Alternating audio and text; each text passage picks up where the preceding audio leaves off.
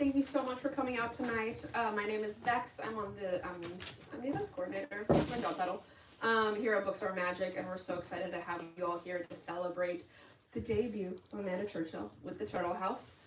Just have a few logistics to go over before we get started. Number one is there is a bathroom if you need it right behind next to the Moleskin Center. Next thing is we'll be doing a Q&A at the end of the night, so hold on to your questions. We'll think of your questions and then hold on to them. So I had a lot of goldfish before I came up here. Right? They're doing something to me. Hold on to your questions and we'll get them answered. Afterwards, Amanda will be signing books. That's going to be near the register when you checked in. We'll be letting you know when and where to line up for that. If you're joining us virtually on the live stream, you can buy a book at the link in the live stream description. And if you're here, you can buy a book at the register. Don't make us put them back on the shelves. Buy them home. It'd be great. So about our show-stopping book tonight, The Turtle House is a story of intergenerational friendship and family inspired by Churchill's relationship with her own grandmother. Moving between late 1990s small-town Texas to pre-World War II Japan and occupied Tokyo, it is an emotionally engaging literary debut about a grandmother and granddaughter who connect over a beloved lost place and the secrets they both carry. The Turtle House illuminates the hidden lives we lead, the secrets we hold close, and what it truly means to find home again when it feels lost forever. Amanda Churchill, star of our show, is a writer living in Texas. Her work has been featured in Hobart Pulp, Witness, River Styx, and other outlets. She was a Writers League of Texas 2021 Fellow and earned a Master of Arts in Creative Writing from the University of North Texas. Our lovely conversation partner, Carinn Jade, is a lawyer, writer, and co-host of the Pop Fiction Women podcast. Her essays have been published in New York Times, Daily Worth, and Motherwell. She grew up in North Fork of Long Island and lives with her family in New York City. Her first novel, The Astrology House, which you can pre-order through us, comes out in July. Without any further delay, please join me in welcoming Amanda to Carinn.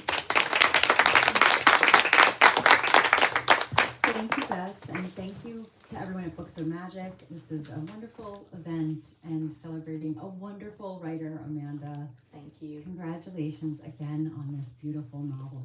Thank you. And for those who don't know, we're actually in a writing group together. And so it's kind of nice to be able to chat, like not on Zoom. Yeah, like I can touch you and stuff. So.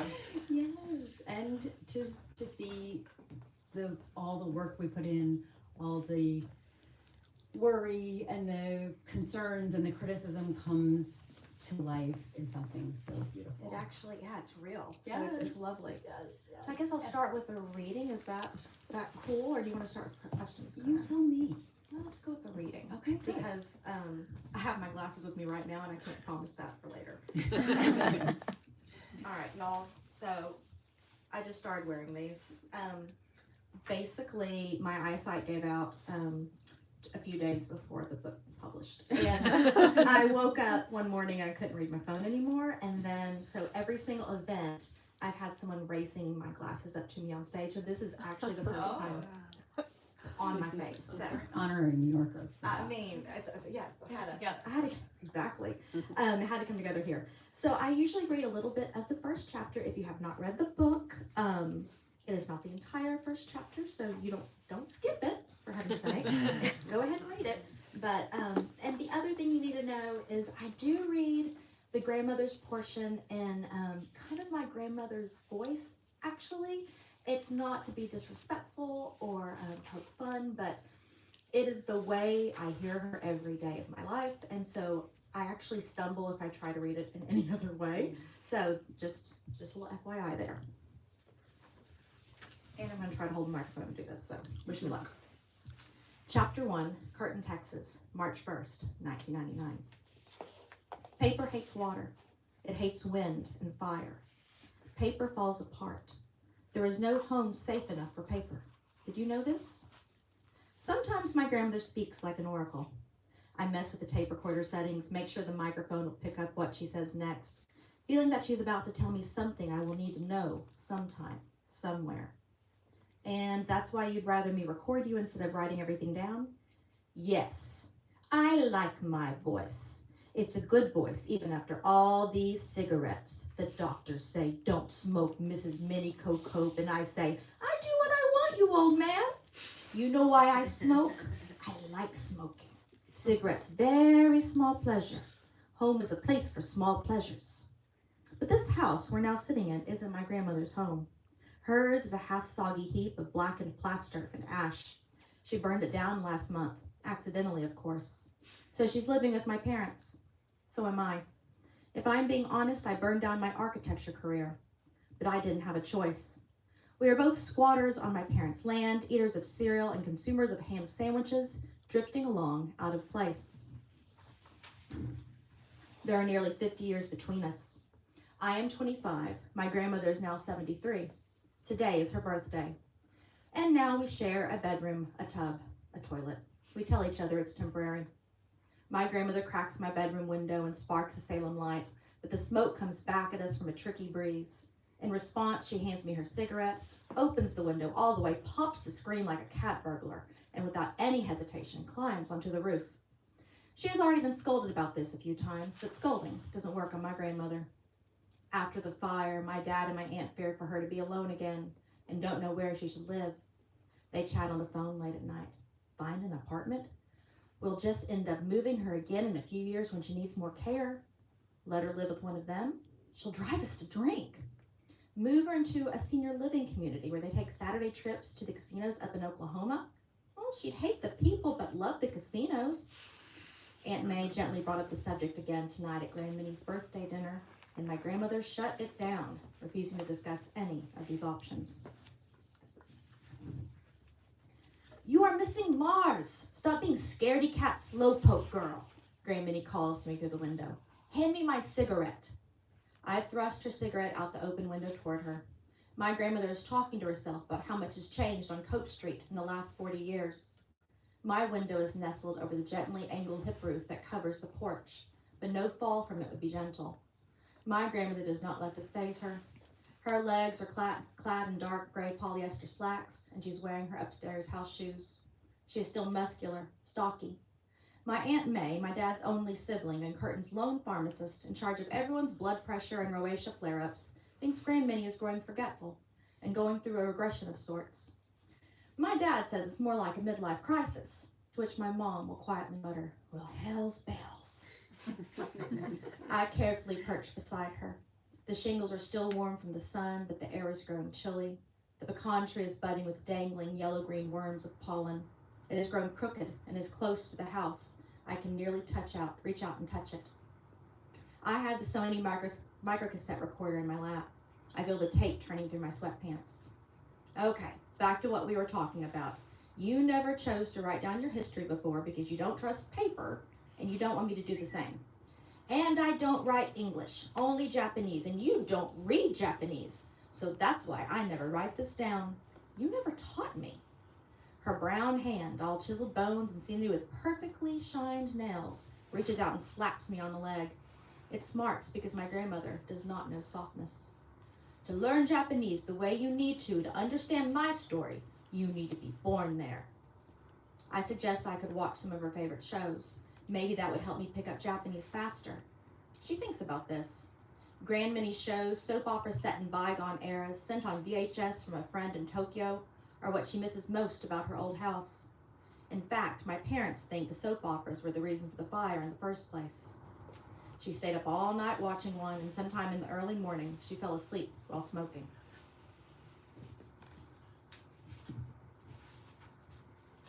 My grandmother takes a long drag off her cigarette and points to the full moon. Mangetsu. Oh, now you plan to teach me some Japanese.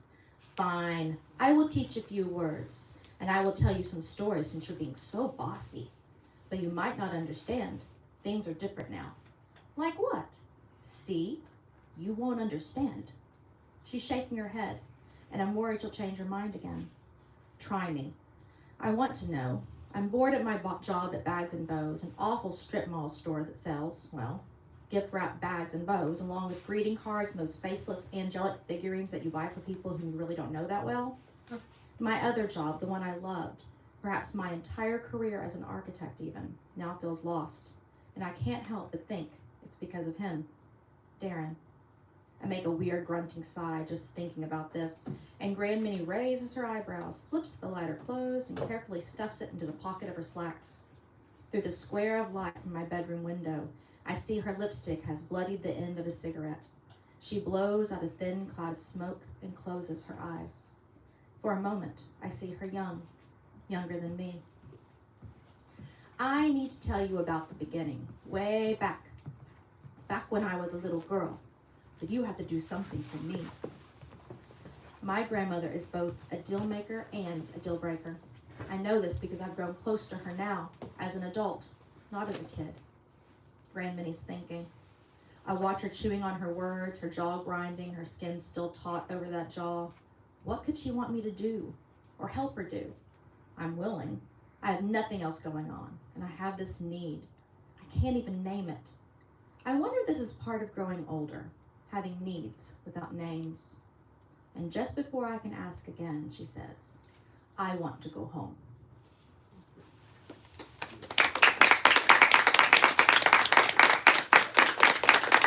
Thank you. That was beautiful. You should have done an audiobook. I don't know. There's a lot of y'alls and fix and twos that I would probably throw in on accident. So. Well, I want to talk about a lot of what's in there because you set up the book so beautifully right off the bat, so we know what to expect. But the dedication to this book is to Grandmommy. You were right. They are good stories. Tell us how your grandmother, this is largely but loosely based on your own grandmother's experiences and the stories that she told you. Tell us how that was the launching pad for what you would write in the Turtle House. Well, it was strange. In 2009, I had a distinct time period in my life that I was, one, super pregnant, and my grandmother was recovering from cancer. And so we had this moment that we hadn't had since I was a kid, that we were together a lot.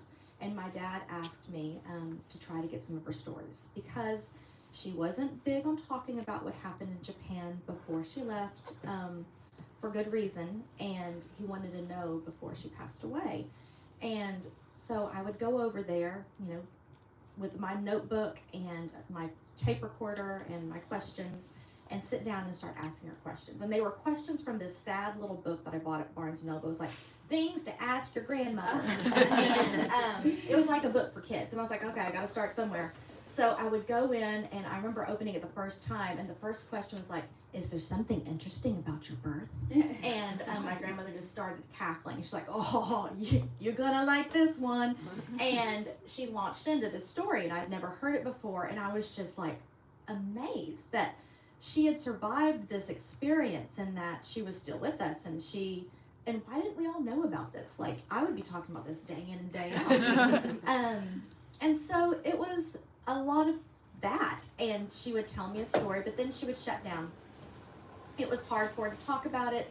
Sometimes I'd ask a question that got too close to where she was tender. And my grandmother, in true grandmommy fashion, she had Japanese satellite shot down into her house. Now this is Ponder, Texas, so there's not even a stoplight there. So my dad had worked really hard to get Japanese television into her home and spent a lot of money to do it.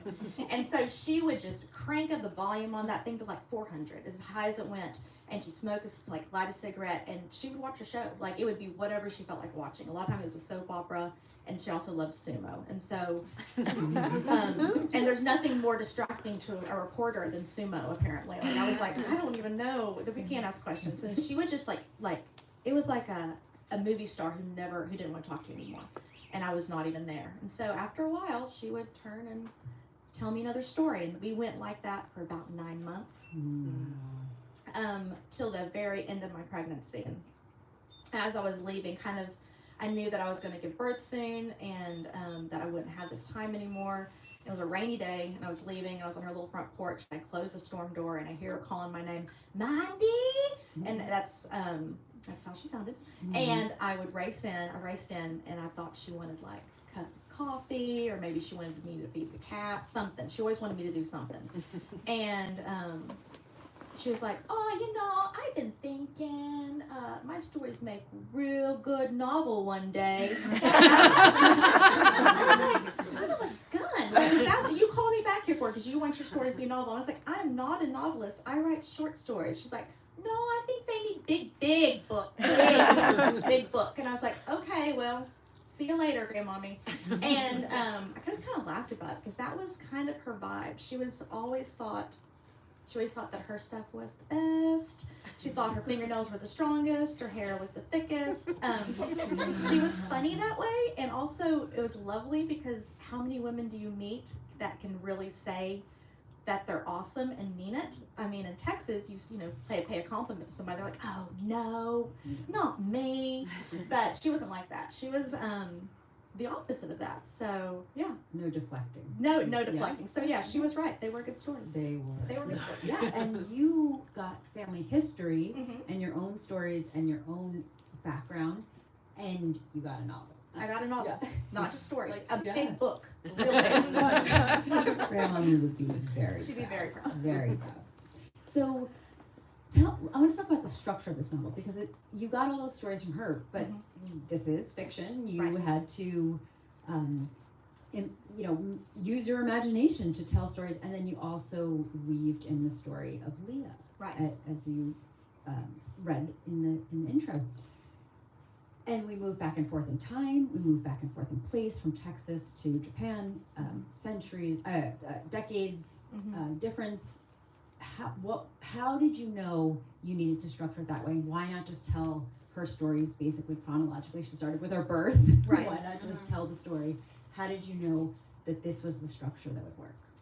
A lot of it was, I started writing it out longhand in order, and it just felt like I needed to have someone there to help the grandmother character along, help talk to the reader, someone to kind of explain things in a different way. And I also felt like because I wasn't my grandmother and because I'm not 100% Japanese, I do not speak the language, that I needed to have another character who was more like me and kind of work in the culture that way, because my Japanese culture is very much a Japanese Texas culture.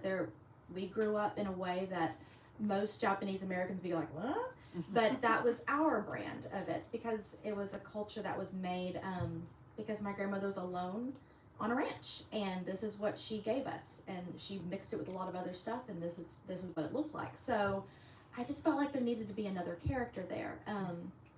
So yeah, I did start out writing it all the way through as a historical novel, and then went back and added in the Leah parts and just kind of wove them in. I love Leah. I could Thank relate you. to so many pieces, and one of them is something you just mentioned. My grandmother is Hispanic, and I have struggled. You don't automatically look at me and think I don't speak Spanish very well. And I have struggled with: do I own this part of my identity? Am I ignoring it if I don't? Am I, putting on a farce if I do? Did you struggle with any kind of imposter syndrome, or how did you? Yeah. Yes. Okay. Definitely. Yeah. I think that's really common when you are of mixed race or mixed heritage. I think for me, there's, within the Japanese culture, my grandmother's brothers and sisters would say, oh, like they're not full Japanese, they're, are they Japanese? And then you have everyone in my Texas town going, well, she's not really white. Is she? Is she white? And so it really puts you in a weird spot being in the center because I never knew where I fell. And it was disheartening at times to always be a little confused about things. And so yeah, there was a lot of imposter syndrome, I have to say. By writing this book, you are choosing for yourself in some way, as opposed to it's often imposed from the outside. Even the way you're explaining it, it's like, well, in this group, we can see you as this group, we see you as something else. Right. But it's always from the outside. Right. And with this book, you really got to own what that means, and even as complicated and as nuanced as it is. Yeah, it's, you get to choose your own path, and you get the thing that's mixed in the center is actually still a thing, and it's a separate thing, and it's a great thing. And it was lovely to read and to research, and I read a lot of articles about that experience of being of two different things and how you fit in your own skin. And there's a lot of studies that have been done that kids who can't claim an identity struggle with self-esteem, like, you know. And I was like, oh my gosh, was wrong with me all those years? And it might have been, like, so much of it in college, I never could quite figure out who I was, and I felt like I would go to one group and I'd be that person for a while, and then I'd go to another group and I'd be that person for a while. Whoever they wanted me to be, I could just be that person. And it works until you look in the mirror and you don't know who you are anymore. And so, yeah. I want to talk about the turtle house, because it is an actual house, and it is, I felt so magical reading the descriptions. First of all, I know you're going to talk a little bit about your background with architecture and design and construction, but it is just so magical. And there's a place in Central Park in the kids zoo.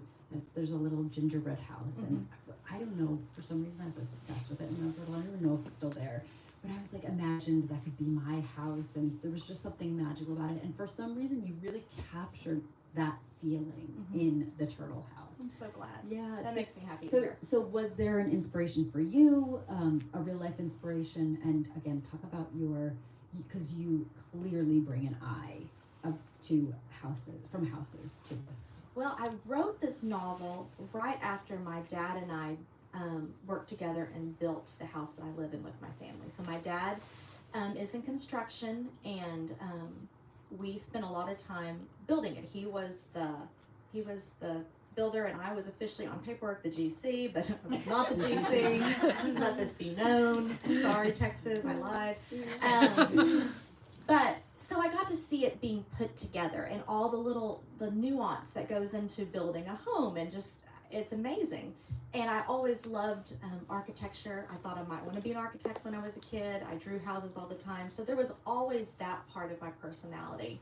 My mom used to call my grandmother's house Little Osaka on the Prairie, because it was very much, you walked outside was Texas, but you walked inside and it was grandmommy's version of home. And it became more and more like that, I believe, after my grandfather died in '69. He had a very strict way. It was probably very much different. And then as my grandmother was a widow and lived by herself, she changed it to what she wanted it to be. And I remember looking at pictures of her childhood home and seeing they're all blurry, you know, black and whites, and just kind of trying to look behind her and looking at the house and what it looked like.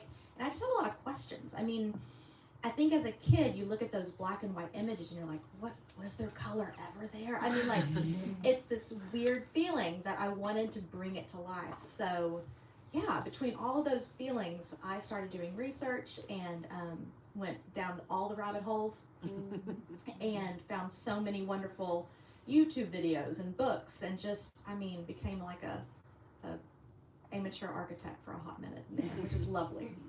I mean, you can absolutely tell that it's something you feel passionate about and also care about and researched and know very well, because there's just, again, it feels magical. Well, thank you. I want to go there. Me too. I want to talk a little bit more about Leah. She is home, as you read, against her will. She is not happy about it, but she knows that this is, there's not much she can do about the situation. Part of it has to do with, as you mentioned, Darren, and that is a big part of her story. Tell me why you wanted to, I mean, you give her so much interiority and so much of her own story, that she is not just a reflection of Graham Minnie and her stories and being that reporter. She is her own character, and she has her own struggles and mystery, kind of, to figure out what's going on. What were you exploring with that? Well, Leah started out on the page as just that translator object person, and then she just started doing her own thing, and I just let her. So I think Leah is a very typical 1990s college graduate. I was in college in the 90s. I graduated in 99, walked across the stage in Double O, was having too much fun, and I remember going off to college and my dad giving me all the rules, like, okay, don't go upstairs at fraternity house, open your own beers. All these rules about how to work and how to be safe within a college environment, because he had seen some stuff and he was worried. But he never gave me the rules of what it was going to be like when I found a job. And because he had never worked in an office like that, my dad had always has done blue collar work, so there was not that experience.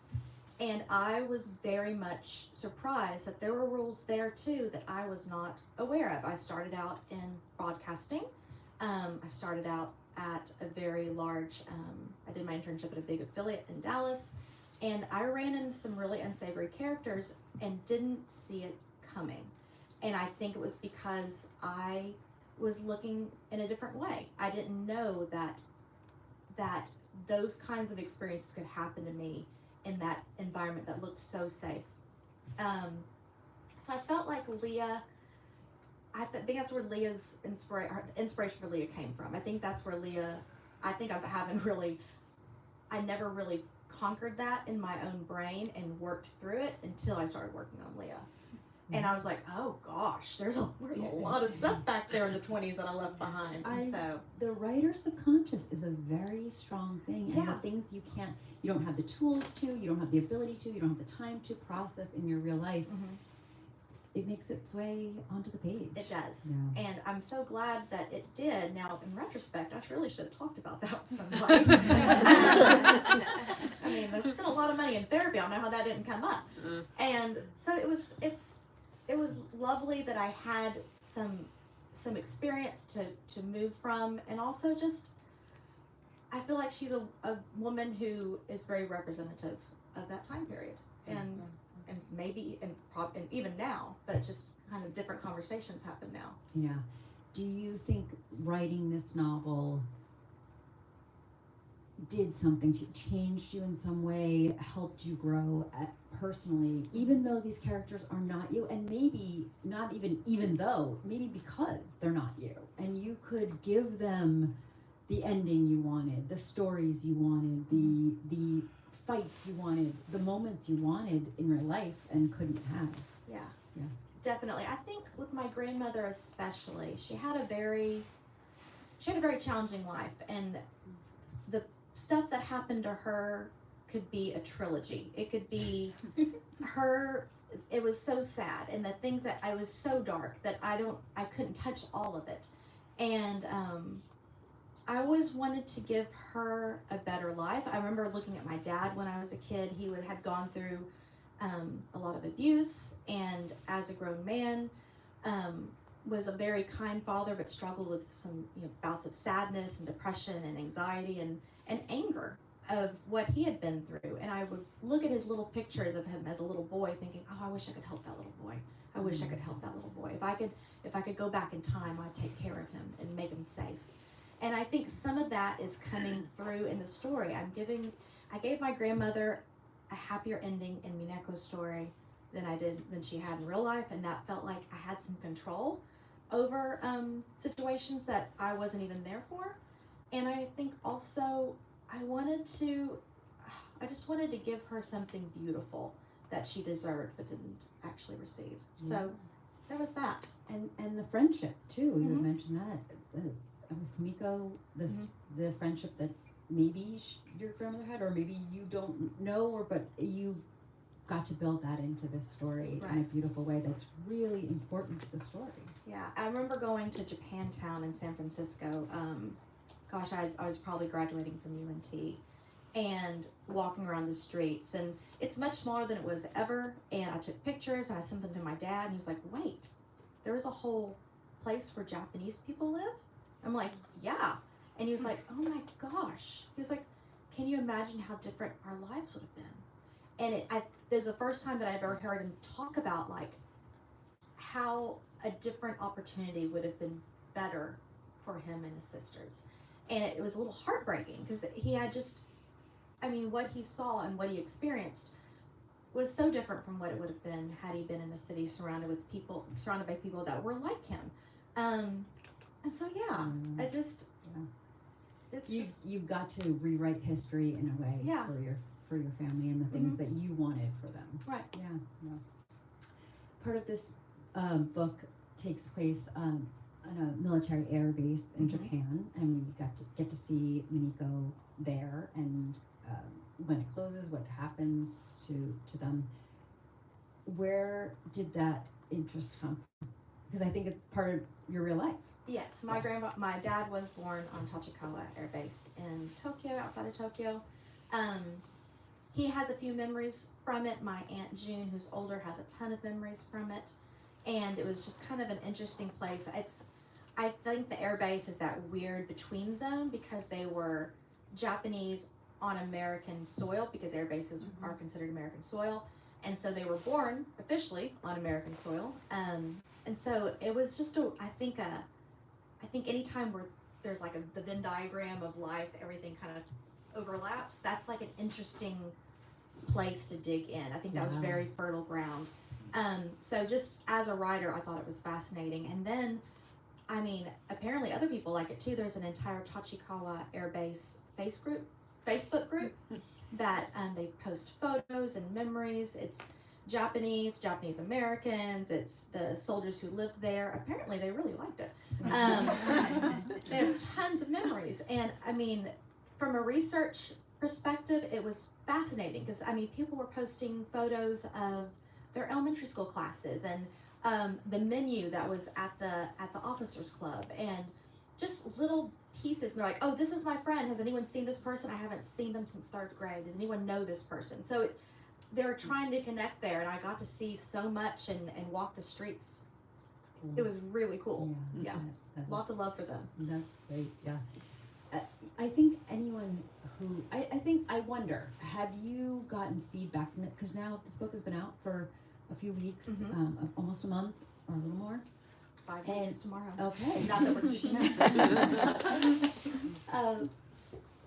I wonder, because again, I don't have any of the same details of your life or the lives in the novel, but there is the way we can be other and the way we can feel two separate things, that duality of parts of our lives. Have you been getting any feedback about people who, again, have different circumstances but just can relate to that feeling? Because you capture it so well. Yeah, I've had a lot of people come up who said, my mom or my grandmother was a German war bride, and things were challenging for her when she came to the United States. She wanted a job as a cafeteria worker, but they told her never to say anything when she was serving the kids because they didn't want to know that, no one wanted to know that she was German. No one would like that. And then I've had a lot of, I was just in Abilene, and I didn't think I'd run into anyone of Japanese heritage in Abilene, Texas. I mean, that was kind of done with me because I'm from Keller, Texas. So, but a woman came up and said, my mom was a Japanese war bride, and I'm going to go visit family next month, and I'm bringing this book to them. And I was like, oh my gosh, you know, it felt so lovely to know that it was reaching other people who had a similar experience. Because I mean, the Japanese war brides did come, and they kind of, in many ways, melted into society as they were expected to, and as they were desired to. Just because my grandmother kind of pushed the boundary on that a little bit. But I wonder if that was even something that happened later in life, and you would know for your grandmother, but that does happen as you want to assimilate first, so that you feel safe and that you feel welcomed and that you feel like you know you're okay, and then you want to come back to what makes you different. Right. I think that's a journey that a lot of people take in their lives. So yeah. Do we want to open it up for some questions here? If anybody has some questions for Amanda. And don't be shy. I'll answer anything. Yeah. If you want a recipe, I'll tell you a recipe. What kind of recipe? I don't know. Jello salad. Oh my gosh, y'all. We ate so much Jello salad growing up. But my grandmother really was in a bride school for a hot minute. She got kicked out. And probably not kicked out. She was just asked to leave because she had some hot opinions on things. And she did make a mean Jello salad. There were 2 different ones. There was the Mandarin one, and then there was my favorite, which was lime Jello, crushed pineapple, and cottage cheese. And it sounds horrible, but it's actually quite tasty. It's great with barbecue and fried rice. So there you go. So there's your next book club menu. I do have a question. Okay. And I do have in-laws from Texas. And I had asked for the salad expecting leafy greens because I am from Portland, Oh, Oregon, God. and I got the Jello salad. I was like, no salad ever comes out of my mouth, and it jiggles. Yes, it jiggles. It's so but a thing. I love how in this book you capture some of her the shock when she sees Texas and how flat it is and how barren compared to coming from Japan. But I also was really struck by how much of this book read as a love letter to Texas. And I wonder, and then on the same side, you also walk that same complexity, capturing her experience from Japan, which Japan was so complex, going from empire and then marrying the people that were bombing them and then coming to the States where they had just recently been interned. Not that, I don't know that she knew that. You screwed that in the story, but I just, did you face challenges navigating those complex, or both that conflict of Texas I've been to Texas and we're all like godforsaken land, but then like in your book I was like, this is a beautiful Texas I have never witnessed. Well, yeah. I've got the insider's view because I live in my hometown, so I get to see the parts that are beautiful. I also get to see the parts that are not very pretty, and I get to see it through my eyes, and I got to see it through my grandmother's eyes, and also my father's eyes, and it's all a different experience. So yeah, I just don't think there is any easy setting for characters like this. There is no easy place. Japan is a place where it was beautiful at one time, but also Japan was the aggressor, and it was, they did horrible things to many, many, many people, and that's something that can't be forgotten as well. And so when it comes to war stories, there is just not an easy road. There is no total good, there is no total bad, there is just this place in between. And so yeah, I could write about the Texas that I do love. I am quite fond of the flatness. It feels like home to me. My grandmother, when we took her to Colorado for the first time and she saw mountains and she hadn't seen them in so long, was like, I want to live here. We basically took her screaming back to Texas. So yeah, I think, but it's a beauty that she loved as well. There are certain things about the United States that she really liked. Certain things that she hated, and she was very vocal about all of it. And so yeah, I think that there's just it's a tap dance in between. Yes, Grace. Like a teacher. Grace. You mentioned the birth scene at the beginning, which, if I'm recalling correctly, did not make the final draft. Did not. Can you talk about the parts of her story that you felt didn't end up making this version of the story? So let me just, in case everyone didn't hear, she's talking about the birth story that Amanda referenced earlier. Grace and Amanda Grace is part of our group too. They're very close, and so she knows more intimately the things that didn't make it into this book, and she's asking about the birth story, making it on the cutting room floor. Oh, that was hard to actually cut. But it was cut earlier on because it did not fit the trajectory and how it was going. But in all actuality, my grandmother was born during her mother and her father's bad luck years. And so traditionally in her hometown, babies born during that time would be thrown away or given away to trick the bad luck. And so she was actually given to a childless couple up the mountain a little bit as soon as she was born, so they could trick the bad luck. And the childless couple really loved her, and so they kept her for a while. The idea is to name her and do a lot of the first ceremonies and then give her back, and then ta-da, bad luck is gone. And that nice couple had a chance of holding a baby for a little bit, but that doesn't include what the childless couple felt like as they were giving the baby back. They did not want to give back my grandmother, and so there was a little bit of opposition there, and there was some back and forth, and she finally came home later than anticipated. We think maybe 2 months old, 3 months old, and her name was given to her by other people. And so that was I was like, well, that's fabulous. Yeah. How could I not include that? But sometimes you have to kind of the good stuff. Yeah, So that is a good story. I wonder what that does. I think she felt very distant from her mother, and I was like, well, one, is that some of it? Did she never truly bond with her? Right. Who knows? Yeah. So. Anyone else? How do you know you're in the bad luck years? That's a great question. I did a lot of research on it. It was like the year you were born and the time you were born. There's like a little math that goes into it. And then you're not supposed to marry someone who's going to have the bad luck years at the same time, but mistakes happen. Get it all done at once. Yeah. I know. That was like, that they were matched, and I don't know how the match went that way. So, yeah. It's math. I don't know math. I don't know her. Yes. You said you knew your grandma's story, and then Leah sort of came, and in my experience, when you're in a novel, then it sort of, something surprises you. Mm-hmm. So I just wonder, either in Leah's story or your grandma's story, like what sort of came out of the blue and surprised you, and how did it maybe shift your relationship to the book? Yeah. I think what surprised me the most is how much Minako wanted to protect her granddaughter.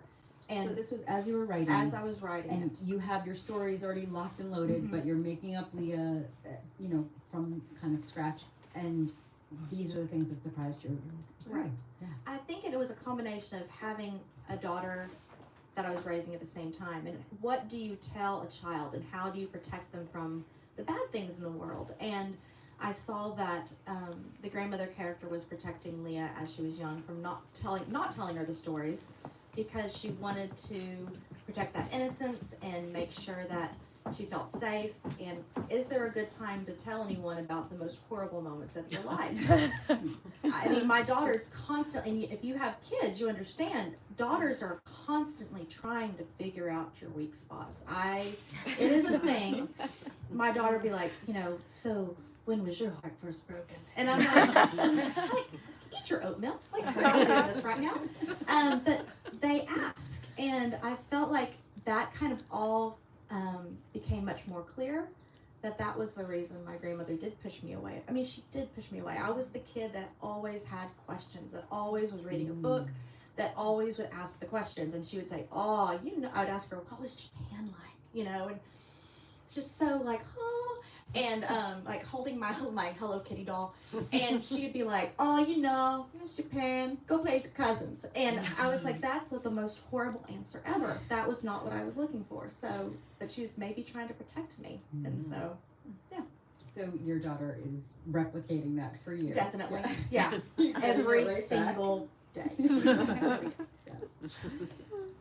So, since your book is based on true stories that were told to you by your grandma, were there any instances where you were asked to change the stories to be different from how you knew them? No, and that is something that was just so loving, and a gift that my editor gave to me. No, she wanted them to be as they were, and for the most part, they are. That historical section, that part from finding that turtle house to the end, and not a lot of it actually changed. The most of the changes came through Leah's character and how that was built, and supporting, and then also coming up with a new way of living for Leah. But yeah, it is a gift.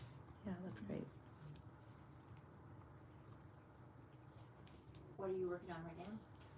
Oh golly, another historical piece. It's a Dust Bowl story, because I'm obsessed with the Dust Bowl, and I'm also obsessed with Dalhart, Texas, which no one can actually say, because no one really is obsessed with Dalhart, Texas. But growing up, when you're a Texan during the summer, you leave in August because it's too hot to stay there. And all Texans get in whatever car they have, and they drive towards Colorado. And Colorado is very sad because all these Texans are now That's the true fact. It's true fact. But they do it because we were good for the economy, apparently. So, but as you drive through to Colorado, most people go through Dalhart. And Dalhart is it's a railroad town that kind of sprung up out of nowhere. And it is a full-fledged town kind of in the middle of nowhere, where it gets really flat, where it is just flat as a flitter. There's nothing. And they have like grain silos and a hotel and a bank and just big buildings. so I was obsessed with it as a kid, and then I learned about the XIT ranch that was out there, and I have a lot of strange religious stuff in my historical background that I like to look at, and so it's a religious Dust Bowl story. There we go. How's that? More little bits We're of gonna work on the yourself. elevator speech. We'll get it down. But I do love that line in this book because I have family members from Texas where she pulls the trick on Minnie, where she's like, she gets her to the dance and she's like, she wouldn't be here. She's a Baptist and Baptists don't dance. Yeah. It's like, yes, when you're from Texas, you know that. You know the difference between First Church of Christ and Second Church of Christ. Yes. And I was like, it was so Texan. Yes, I mean, yeah, my town they had Church Street, and that's where everybody was located, and everybody had their own way of doing things. So can I ask, do you think there are seeds? There are certainly seeds of you in what your next book. Mm-hmm. Are there seeds already planted, maybe like that moment in this book that you were like, oh, that was just a one line, but you know, like it really took hold, and I gotta talk about that in the next Definitely, one. I drop little like, I don't know. The writer's subconscious. I know. Well, and some of it is like on purpose. Like there was one line that I think got cut, and it was like, when I was growing up, Waco was just, you drove from Dallas, the Fort Worth area to Austin, and you just kind of was like, oh, Waco, you sad little town, you could be so pretty.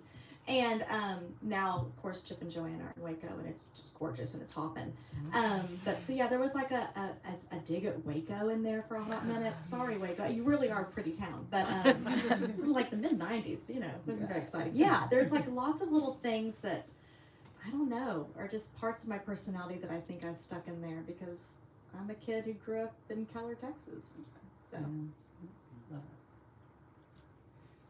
So your book promotion in the past 5 weeks, but obviously a long time before that, what has that aspect of things been like for you, and what has surprised you about the reception of the book and you and all of that out in the world?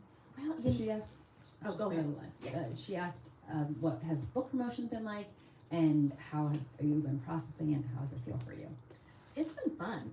I didn't know if I would like it or not. I've been at home. I work from home. I'm a graphic designer. I'm a mom. I do a lot of stuff quietly in leggings all day. And I did not know if I would like being out as much. And of course, I had it in my personality that I did. I taught for a little bit. I was in broadcast news for a little bit, so I knew that was there. I just didn't know if it was still alive. And I've had a blast. It's been a lot of fun. I've loved seeing old friends. I've met a lot of new people. The bookstores have been just, gosh, if we don't have bookstores, we're in trouble because they're just the nicest people I've met. And I've met a lot of people who show me pictures of their grandmothers, and that was fascinating. I had no idea that I would have so many people pulling out their phones. I brought mine. And showing me their grandmothers, to the point that, like, on my grandmother's birthday, I was like, y'all just send me some photos. And people, they flooded my inbox and my social media feed with photos of their grandmothers. And some people I knew, and some people I did not know. And I had to go, okay, who are you, and who is this person, and what is their name? It was just fascinating that I think it kind of touched on something that, you know, it's family, and it's the memories of being safe with a grandparent, or maybe not being safe with a grandparent, and remembering that as well. So Yeah, it's the way you portray it. I don't think every book that has a granddaughter or grandmother relationship gets that kind of response. It is the way you portray it, that she is at once a mystery to her and cold, but then acting out of character by touching her, by telling her stories. And it's that push-pull that we all experience, and in different forms, but that push-pull feeling is there, and you really captured it, and it's intriguing. yeah, I love those shocking moments. Like when I was graduating from college, my grandmother stood the entire ceremony. I looked up and she stood there. This was Texas A&M. This was a huge graduating class. It was only just, she stood for 2 hours as kids walked across the stage. And my dad kept on trying to get her to sit down, but she was doing it for me. She was doing it for all of us who were there and walking across that stage. And I just think there's moments that people show us their true hearts, and if we're smart and if we're awake, we get to grab it and we get to live with it, and it's something we get to carry with us. So One more, or We can do one more. okay, if there's one more question, otherwise I think that's a pretty beautiful note to end on. Yeah. Yeah, okay, good. Amanda will be, I love your cover. oh, thank you. Yes, and I think it really tells the story, you know, visually. Was it like the first cover that you're presenting? Really? It was she's the asking first, about the cover of Yes. the Turtle House. it's so pretty. It is beautiful. And talk about easy to find outfits that match your book cover. I mean, You can pull in anything. you can pull in anything. You can go into any store and find these colors. No, it came to me like this. The only difference was the house in the bottom right corner. The house changed out a few times. We were all struggling with what the house would look like. My Aunt June's, who is my grandmother's second daughter, is an artist, and for a long time, every time a house would get bulldozed in her county, in those original homes, she'd race out there and sketch it before it was taken down. And so she had sketch upon sketch of all these original Wise County, Denton County, and Tarrant County homes.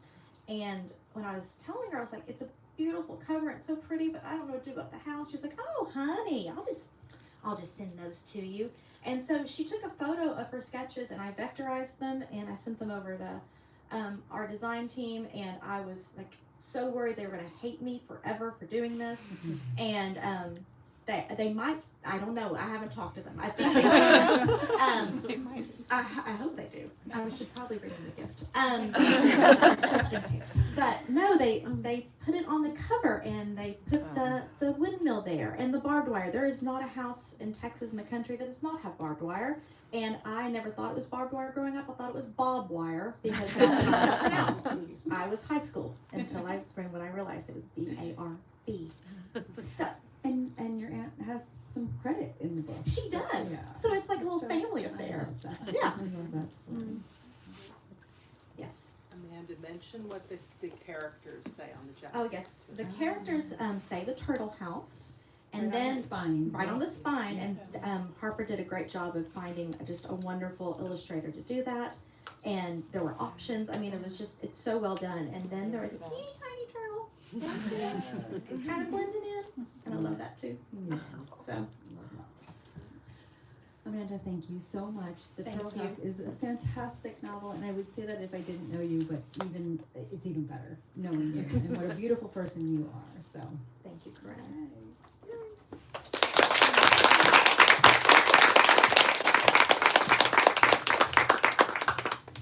Thank you all so much for coming out and joining us tonight. Thank you to Carinn and Amanda. That was such a lovely reading conversation. We love having debuts. If you're still with us on live stream, you can buy a book at the link in the description. If you're with us here, you can buy a book at the register. You also at the register is where Amanda's going to be signing. My coworker is about to point to the alcove. They are now pointing so lovingly. There's a little saloon door. Amanda's going to be back there to sign and personalize her books. Thank you again for coming. Please grab your belongings. We fold up those chairs pretty quickly. And have a great night. Thank you so much. Thank you. Thank you.